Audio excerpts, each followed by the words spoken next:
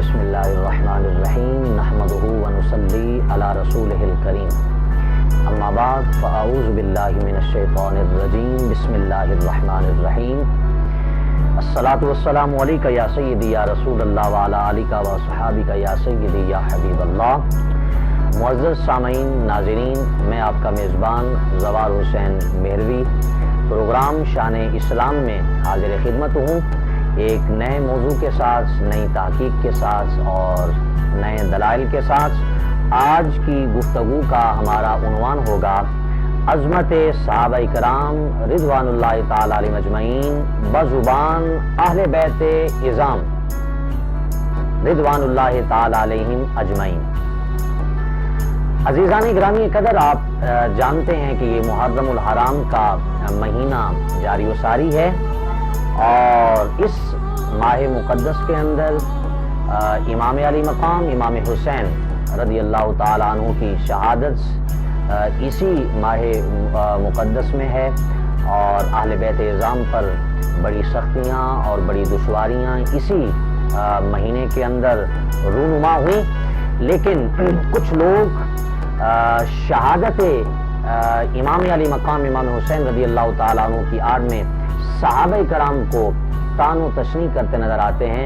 تو آج ہم دفاع صحابہ اور بزبان جناب اہل بیت اعظام، یعنی خود اہل بیت اعظام سے ہم پوچھیں گے، ان کے دربار پہ دستک دیں گے اور ان سے گزارش کریں گے کہ آپ بتائیے کہ آپ کا تعلق صحابہ کے ساتھ کیسا تھا اور صحابہ کرام کا تعلق اہل بیت اعظام کے ساتھ کیسا تھا۔ تو اسی بنیاد پر میں نے قرآن مجید فرقان حمید کی آیہ بینہ بھی میں نے تلاوت کی، اس کا ترجمہ آپ کے سامنے رکھتا ہوں۔ رب لم یزل نے قرآن مجید فرقان حمید کی سورہ فتح 26ویں پارے کے اندر ارشاد فرمایا کہ محمد الرسول اللہ، محمد صلی اللہ علیہ وآلہ وسلم اللہ کے رسول ہیں، والذین معہ، اور وہ جو ان کے ساتھ والے، اشداء علی الکفار، کافروں پر تو وہ سخت ترین، اور رحماء بینہم، آپس میں وہ شیر و شکر، آپس میں محبت بانٹنے والے تھے۔ تو عزیزان گرامی قدر، قرآن نے مہر ثبت کر دی، قرآن نے سٹیمپ لگا دی، قرآن نے عقیدہ واضح کر دیا کہ صحابہ کرام رضوان اللہ تعالی علیہم اجمعین کافروں پر تو ایسے ننگی تلوار تھے کہ کوئی کمپرومائز نہیں تھا، کوئی سمجھوتا ان کے ساتھ نہیں تھا۔ بس رسول اللہ صلی اللہ علیہ وآلہ وسلم کی عزت پر کام کرنا اور عزت پر مر مٹنا اور آپ کی محبت ہی کے چرچے کرنا، یہ صحابہ کرام کا وتیرہ تھا۔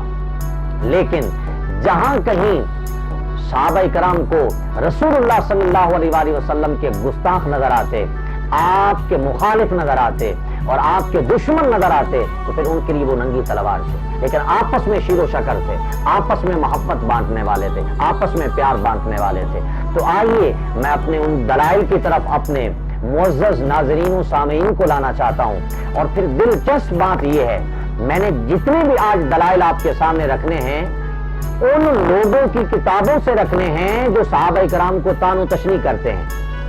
میں نے مسئلہ کے حق کے اہل سنت میں سے ایک دلیل بھی آج آپ کو نہیں دینی، بس برکت کے لیے قرآن مجید فرقان حمید کی ایک آیہ بینہ میں نے آپ کے سامنے رکھی ہے، وگرنہ 20 آیات بھی صحابہ کرام رضوان اللہ تعالی علیہم اجمعین کی عظمت پر پیش کی جا سکتی ہیں، بلکہ ایک ایک صحابی کی عظمت اور شان پر 20 آیات پیش کی جا سکتی ہیں۔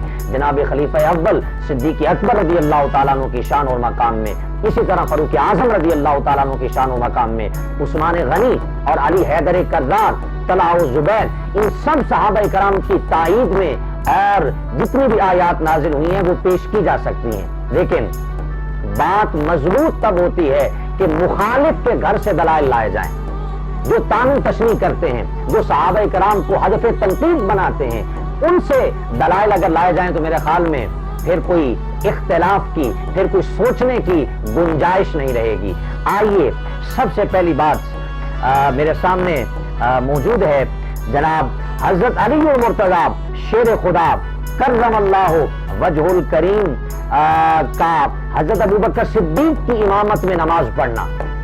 اب آپ امام سے بتائیے اور اپنے آپ سے پوچھئے کہ کبھی بھی مخالف کے پیچھے نماز نہیں پڑھی جا سکتی، بلکہ اسلام یہ بتاتا ہے کہ جس امام کے پیچھے نماز پڑھتے ہیں اس کے خلاف آپ حسد نہیں رکھیں گے، بغض نہیں رکھیں گے، اس کو مخالف نہیں جانیں گے، وگرنہ آپ کی نماز ہی نہیں ہوگی۔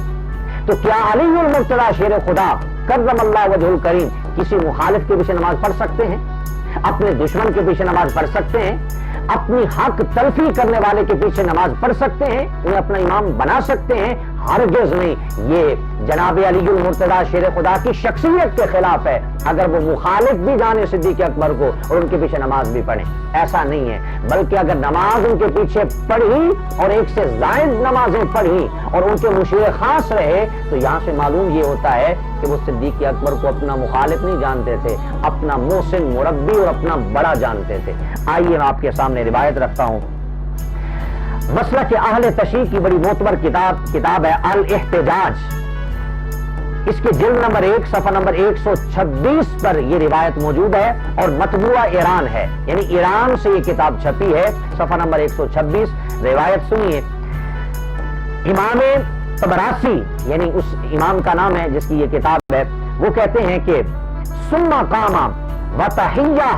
وتحیّا للصلاۃ وحضر المسجد وصلی خلف ابی بکر۔ ترجمہ سماعت کیجئے کہ پھر حضرت علی رضی اللہ تعالیٰ عنہ اٹھے اور نماز کا ارادہ فرمایا اور مسجد میں تشریف لائے، پھر حضرت ابو بکر کے پیچھے نماز پڑھی۔ تو عزیزان گرامی قدر اس روایت میں بتا دیا کہ علی المرتضی شیر خدا جو کہ اہل بیت اعظام کے اہم فرد ہیں، وہ صحابہ کرام کے اہم فرد اور جلیل القدر صحابی حضرت ابو بکر صدیق کو اپنا امام مانتے تھے، تبھی تو ان کے پیچھے جا کر نماز ادا کی۔ آئیے دوسری روایت، ملا باقر مجلسی اہل تشیع کے معتبر امام اور معتبر ان کے محقق، ان کی کتاب کا نام ہے جلاء العیون، اردو، جلد نمبر 1 صفحہ نمبر 213، لاہور سے یہ چھپی ہے کتاب۔ اس کتاب کا حوالہ وہ کہتے ہیں کہ جناب امیر علیہ السلام یعنی علی المرتضی شیر خدا رضی اللہ تعالی عنہ نے وضو کیا اور مسجد میں تشریف لائے۔ خالد بن ولید بھی پہلو میں آ کر کھڑے ہوئے، اس وقت حضرت ابو بکر نماز پڑھا رہے تھے۔ یہ دوسری دلیل۔ اب تیسری دلیل، اب یہ ساری باتیں معزز ناظرین و سامعین آپ کو کلیئر ہوتی چلی جائیں۔ ہم یہ ربط جوڑنا چاہتے ہیں، ہم تعلق جوڑنا چاہتے ہیں، جو لوگ تعلق توڑنے کے در پہ ہیں، جو لوگ تعلق کو منقطع کرنے کے در پہ ہیں۔ ہم مسلک اہل سنت و جماعت صحابہ کرام اور اہل بیت اعظام دونوں کو ایک مانتے ہیں۔ ایک ہاتھ میں جناب جی پلڑا ہے صحابہ کرام کا تو دوسرے ہاتھ میں پلڑا ہے جناب جی اہل بیت اعظام کا۔ دونوں کو ہم سلام کرتے ہیں، دونوں کی عقیدت کے معترف ہیں، دونوں کے پیار کے ہم معترف ہیں۔ آئیے تیسری روایت آپ کو دیتا ہوں۔ کچھ لوگوں نے اعتراض کیا صحابہ کرام رضوان اللہ تعالی علیہم اجمعین پر کہ جناب من جب رسول اللہ صلی اللہ علیہ وآلہ وسلم کا وصال بکمال ہوا تو کہا جناب صحابہ کرام تو اپنے جھگڑوں میں پڑ گئے، اپنی خلافت کے معاذ اللہ چکروں میں پڑ گئے اور نبی پاک صلی اللہ علیہ وسلم کا جنازہ تک انہوں نے نہ پڑھا۔ یہ اعتراض صحابہ کرام رضوان اللہ تعالی علیہم اجمعین پر لوگوں نے کیا، اور ان لوگوں نے کیا جو اہل بیت اعظام کی محبت کا دم بھرتے ہیں، پیار کا دم بھرتے ہیں۔ آئیے اگر آپ صحابہ کرام کے حقیقی محب ہیں اور اپنا اہل بیت اعظام کے ساتھ محبت کرنے والے ہیں تو آئیے میں جناب آپ کی کتاب سے اور اہل بیت اعظام کے حوالہ سے آپ سے بات کرتا ہوں کہ وہ کیا کہتے ہیں۔ سنیے، کہا جناب کہ خود اہل تشیع کی ایک معتبر کتاب الاحتجاج جلد نمبر 1 صفحہ نمبر 106 جو کہ ایران کی مطبوعہ ہے، وہاں سے حوالہ دے رہا ہوں، ترجمہ آپ کو پیش کر رہا ہوں کہ مہاجرین و انصار میں سے کوئی بھی باقی نہیں رہا۔ عربی عبارت سن لیں، فرماتے ہیں کہ لم یبکی من المہاجرین والانصار الا صلی علیہ۔ ترجمہ اس کا یہ ہے کہ مہاجرین و انصار میں سے کوئی بھی باقی نہیں رہا جس نے نبی پاک صلی اللہ علیہ وآلہ وسلم کا جنازہ نہ پڑھا ہو۔ نہیں جناب، اعتراض رفع ہو جانا چاہیے، اعتراض دور ہونا چاہیے۔ ان لوگوں کی کتاب سے ہم نے آپ کو حوالہ دے دیا جو صحابہ کرام پر اعتراض کرتے ہیں، جو طعن و تشنیع کرتے ہیں۔ آئیے چوتھی دلیل، सैयदना इमाम बाकिर रदी अल्लाह ताला अन्हु बड़ा मोतबर नाम अहले बैत इज़ाम में से और रसूलुल्लाह सल्लल्लाहु अलैहि वसल्लम के खानदान में से शिया मसलक के इमाम अबू मंसूर अहमद बिन अली बिन अबी तालिब तबरसी, वो अपनी किताब अल इहतिजाज जिल्द नंबर 2 सफ़ा नंबर 247 ईरान की मतबूआ, उसके अंदर दर्ज करते हैं इमामुल आइम्मा सैयदना इमाम बाकिर अलैहिस्सलाम का फरमान नकल करते हैं। क्या फरमान है इमाम जाफिर अस्साद इमाम बाकिर रदी अल्लाह ताला अन्हु का? वो कहते हैं कि लस्तु बिमुनकरे फज़ली उमरा लाकिन अबा बकरिन अफज़लु मिन उमरा। हजरत इमाम बाकिर अलैहिस्सलाम फरमाते हैं कि मैं उमर रदी अल्लाह ताला अन्हु की फजीलत का मुनकिर नहीं हूं, लेकिन अबू बकर सिद्दीक हजरत उमर बिन खत्ताब रदी अल्लाह ताला अन्हु से अफजल हैं।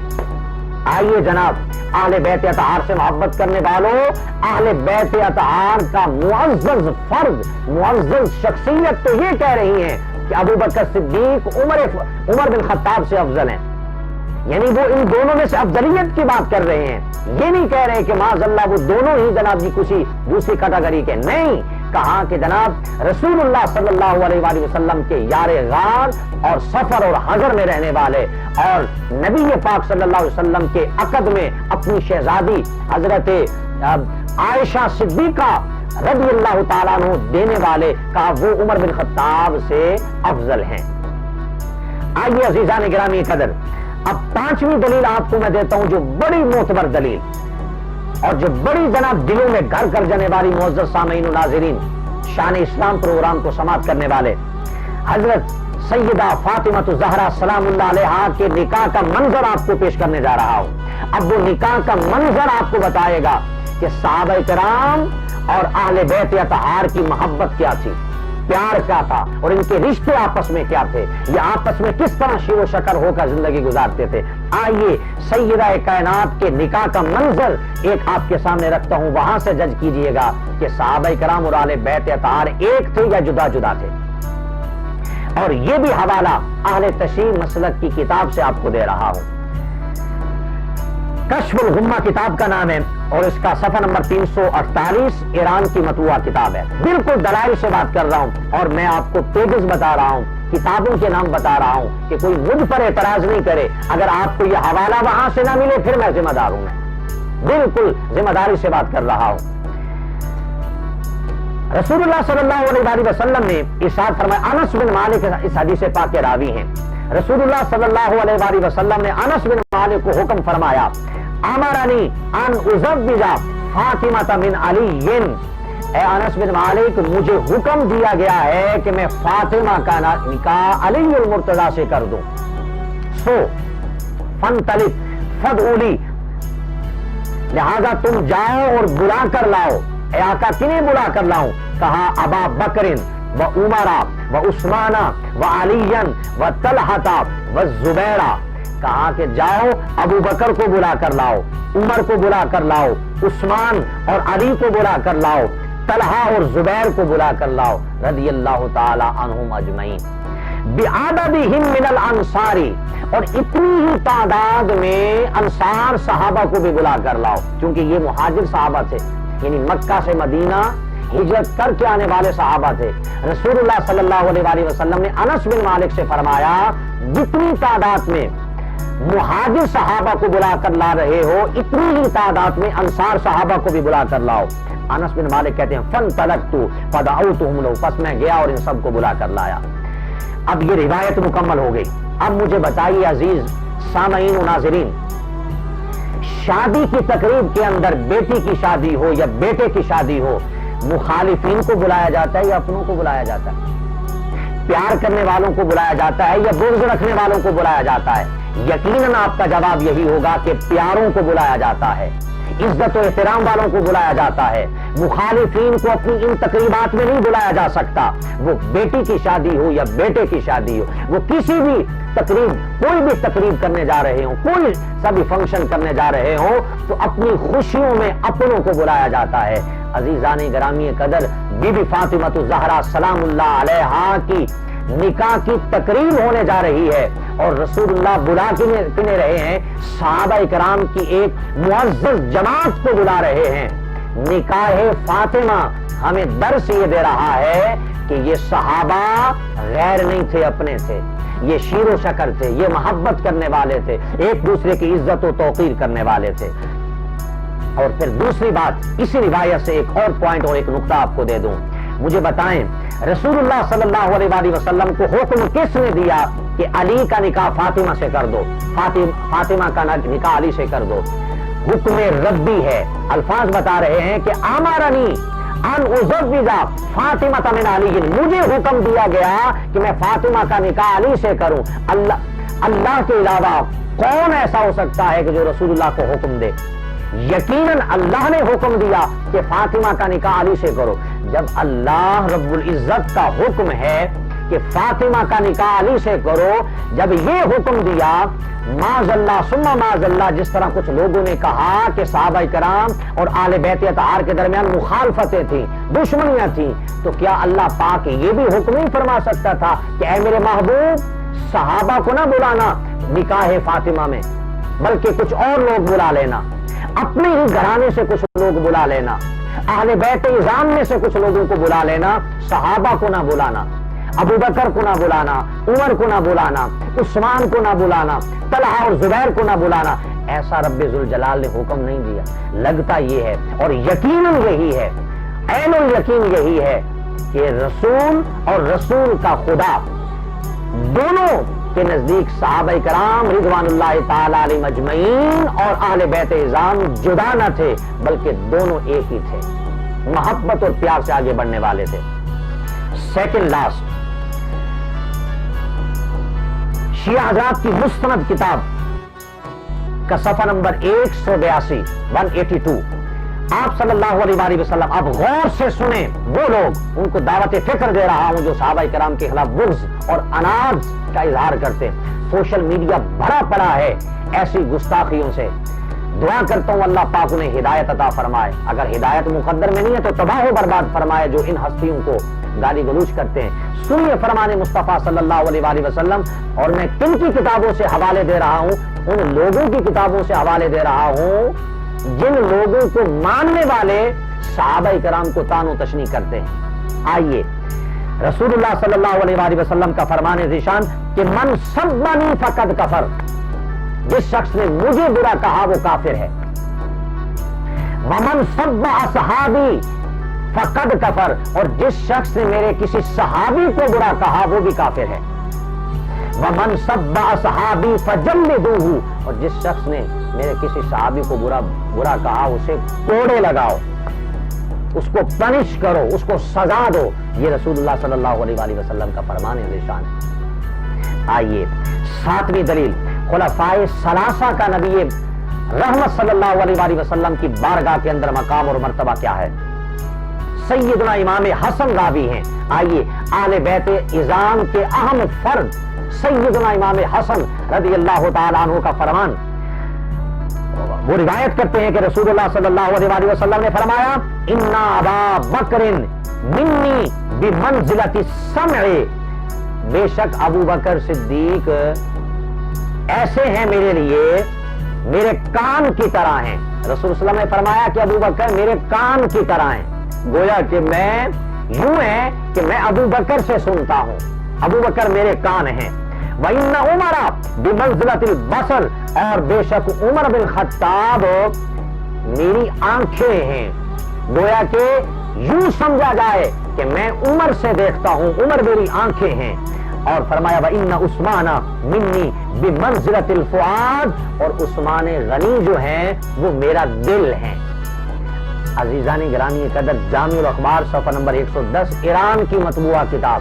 یہ 7 میں نے دلائل دیے ہیں، اور ان میں سے ایک دلیل بھی میں نے اپنے معتبر کسی عالم کے اپنا کتاب سے حوالہ نہیں دیا، بخاری مسلم سے حوالہ نہیں دیا، ترمذی ابو داؤد شریف سنن ابن ماجہ سے میں نے حوالہ نہیں دیا، یہ ساری ان سے۔ اور آخر میں 8ویں دلیل دے کر اپنی بات کو میں مکمل کر رہا ہوں، سیدنا امام جعفر الصادق سے، اور یہ بھی کشف الغمہ بڑی معتبر کتاب ہے مسلک اہل تشیع کی۔ علامہ علی بن عیسیٰ اپنی مقبول کتاب کشف الغمہ فی معرفت الائمہ میں رقم تراز ہیں کہ سیدنا امام جعفر الصادق رضی اللہ تعالی عنہ کا سے کسی نے سوال کیا انہو سئل الامام ابو جعفر علیہ السلام عن حلیت السیف هل یجوز؟ سیدنا امام جعفر الصادق رضی اللہ تعالی عنہ سے کسی نے سوال کیا کہ جناب من کیا تلوار کا قبضہ چاندی کا بنوایا جا سکتا ہے؟ یعنی جہاں سے تلوار کو پکڑا جاتا ہے دستہ، کہا وہاں چاندی لگائی جا سکتی ہے؟ یہ مسئلہ پوچھا جناب امام جعفر الصادق علیہ السلام سے. آپ نے جواب دیا فقال نعم، جی ہاں بنایا جا سکتا ہے، چاندی کا دستہ لگایا جا سکتا ہے. حتی کیوں لگایا جا سکتا ہے؟ دلیل کیا ہے امام جعفر الصادق کے پاس؟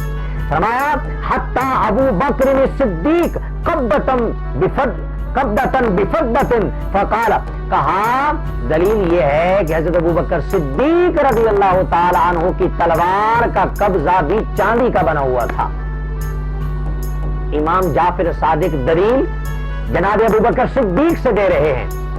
اب راوی نے سوال کر لیا فقال، اب پہلی بات تو یہ ہے کہ مسئلہ بتاتے ہوئے بھی امام جعفر صادق کوٹ ابو بکر صدیق کو کر رہے ہیں.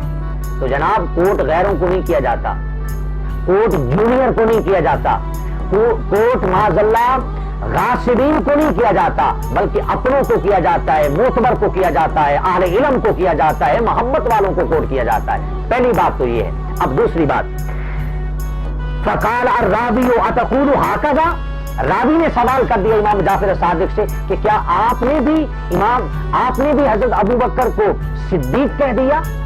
صدیق کا مطلب ہوتا ہے سچا، بہت ہی زیادہ سچ بولنے والے. راوی نے سوال کیا. جب یہ سوال کیا تو امام جعفر صادق تڑپ اٹھے.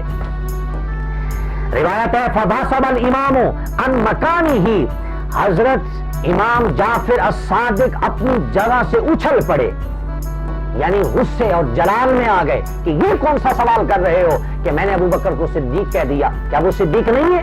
بھئی وہی تو صدیق ہیں جنہوں نے نبی پاک صلی اللہ علیہ وآلہ وسلم کے معراج کی سب سے پہلے تصدیق کی. ان سے بڑا کائنات کے اندر سچا کون ہو سکتا ہے؟ آپ اپنی جگہ سے جناب اچھل پڑے اور فرمایا 3 مرتبہ آپ کی صداقت کی دلیل دی. فقال نعم الصدیق، نعم الصدیق، نعم الصدیق، جی ہاں وہی معتبر صدیق ہیں، وہی سچے ہیں اور وہی معتبر. 3 مرتبہ اس جملے کو دہرایا اور پھر آخر میں فرمایا فمن لم یکن لہ الصدیق فلا صدق اللہ قولہ فی الدنیا والآخرہ. امام جعفر صادق نے فرمایا جو شخص ان کو صدیق نہ کہے خدا اس کی دنیا اور آخرت میں تصدیق نہیں فرمائے گا. اللہ اکبر. کہا جو ابو بکر صدیق کو صدیق نہ مانے، سچا نہ مانے، اللہ پاک دنیا میں بھی اور آخرت میں بھی اسے صدیق، اس کی تصدیق نہیں کرے گا، یعنی یہ نہیں کہے گا کہ یہ میرا بندہ ہے. تو عزیزان گرامی قدر، آج کے یہ 8 دلائل میں نے اپنے معزز ناظرین جو پروگرام شان اسلام کے اندر شریک ہیں ان کو میں نے حوالہ جات سے میں نے بات کی اور آپ کو گائیڈ کرنے کی کوشش کی، اشکالات دور کرنے کی کوشش کی اور ان کا ازالہ کرنے کی میں نے کوشش کی کہ ہرگز صحابہ کرام کے خلاف نہ کبھی سننا اور نہ کبھی کسی کو اجازت دینا کہ جناب کوئی صحابہ کرام کے خلاف بات کرے. جو صحابہ کرام کے خلاف بات کر رہا ہے وہ آل بیت اعظام کی توہین کر رہا ہے، جو آل بیت اعظام کی توہین کر رہا ہے وہ صحابہ کرام کی توہین کر رہا ہے، کیونکہ یہ دونوں ایک تھے. تو میں نے محرم الحرام کے اس مہینے کے اندر لازم اور ضروری سمجھا کہ جب شان آل بیت اعظام بیان ہو رہی ہو تو وہاں ذہن کے اندر یہ بھی کتبہ فٹ ہونا چاہیے کہ صحابہ کرام کی توہین نہیں ہونی چاہیے، صحابہ کرام کے خلاف کوئی تان و تشنیع، وگرنہ اسلام بھی جائے گا، دین بھی جائے گا اور آخرت بھی داؤ پہ لگ جائے گی. اللہ تعالیٰ کی پاک بارگاہ میں دعا کرتا ہوں کہ صحابہ کرام رضوان اللہ تعالیٰ علیہم اجمعین اور اہل بیت اعظام رضوان اللہ تعالیٰ علیہم اجمعین کی محبت ہمیں نصیب فرمائے اور اسی پر خاتمہ ہمارا اللہ پاک نصیب فرمائے. اپنے میزبان کو آج کے پروگرام سے اجازت دیجیے. اللہ تعالی ہم سب کا